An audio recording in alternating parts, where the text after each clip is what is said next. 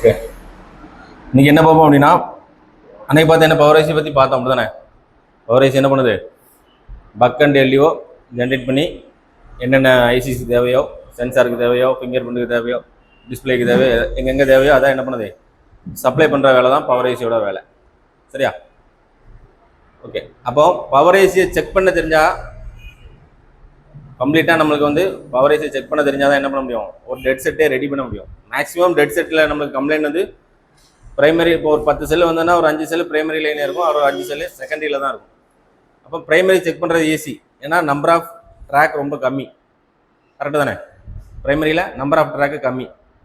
ஒன்று விபேட்டு, அடுத்து விட்டால் விபிஹெச், ஈஸியாக நம்ம என்ன பண்ணிக்கலாம், செக் பண்ணிக்கலாம். ட்ராக் ரொம்ப கம்மி. இதே செகண்டரின்னு அப்படி கிடையாது, ஒரு 30-35 எல்டிஓ லைன் இருக்கும், ஒரு 5 to 8 பக் லைன் இருக்கும். இப்போ இவ்வளோத்தையும் நம்ம என்ன பண்ணணும், செக் பண்ணணும். ஓகே, அப்போ அதில் உள்ள சின்ன சின்ன குழப்பங்கள் வரும். நிறைய பேருக்கு குழப்பமே எங்கே இருக்கும், பிபிஹெச் லைன் வரைக்கும் ஈஸியாக செக் பண்ணிடுவாங்க. அந்த செகண்டரியில் செக் பண்ணும்போது தான் அவங்க ஏகப்பட்ட டவுட் வரும். ஓகேவா? ஸோ அப்போ செகண்டரியில் செக் பண்ணும்போது என்னென்ன மாதிரிலாம் நம்மளுக்கு ரிசல்ட் கிடைக்கும். இப்போ பவர் ஐசி செகண்டரி லைனில் பவர் ஐசி அவுட்புட்டில் செக் பண்ணும்போது என்னென்ன மாதிரிலாம் ரிசல்ட் கிடைக்கும் அப்படிங்கிறத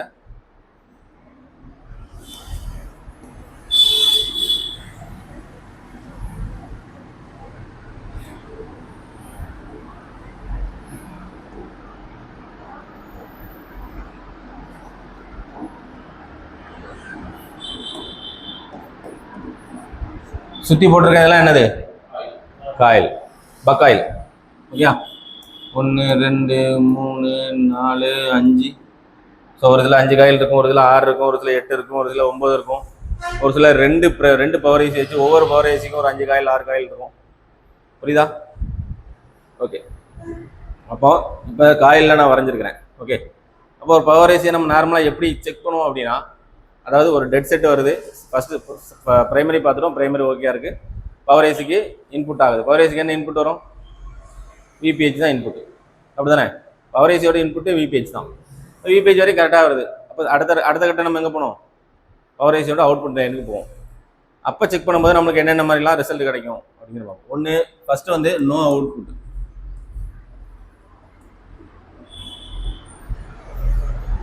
ஒரு காயில் ஒன்றுமே ஜென்ரேட் ஆகலை. புரியுதா உங்களுக்கு? ரெண்டாவது,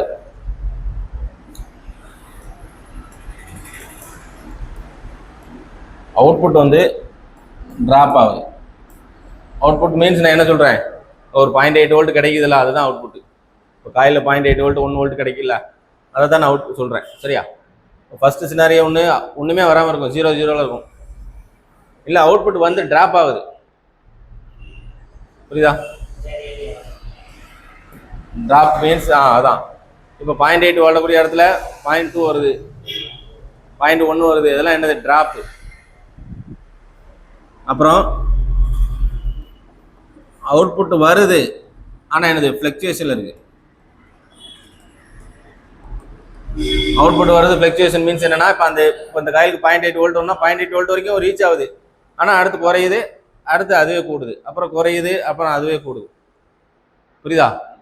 இது வந்து என்னது, ஃப்ளக்சுவேஷன். இது மூணாவது டைப்பான ரிசல்ட். 4, அவுட்புட் ஓகே, ஸ்டேபிளாக இருக்கு. புரியுதா? வந்து ஸ்டேபிளாக இருக்கு. இப்போ இந்த 4வது கண்டிஷன் தான் வந்து ஓகே கண்டிஷன். புரியுதா? இது போக இதை கன்ஃபார்ம் பண்ணுறதுக்கு இன்னும் ஒரு சில விஷயங்கள் இருக்குது, அதை நம்ம அப்புறம் பார்ப்போம். இப்போ ஏதோ ஒரு பக்காயில் செக் பண்ணுறீங்க, நான் சொல்கிறது மீடியாடெக், குவால்காம், ஸ்பெக்ட்ரமில் சொல்கிறேன். சாம்சங்கு உள்ள சினாரியோ வேறு, அது அன்றைக்கி நம்ம பார்த்தோம். அப்போது அதாவது எக்ஸினோஸுக்குள்ள சினாரியோ வேறு. அப்போது இது வந்து அவுட்புட் வந்து ஸ்டேபிளாக இருக்குதுங்கும் போது அடுத்து நம்ம என்ன செக் பண்ணணும், அப்புறமா ஆன் ஆகலாங்கும் போது என்னத்தை செக் பண்ணுங்கிறத அது அப்புறம் பார்ப்போம். ஃபஸ்ட்டு இந்த 3 பார்த்துக்கணும். ஓகே,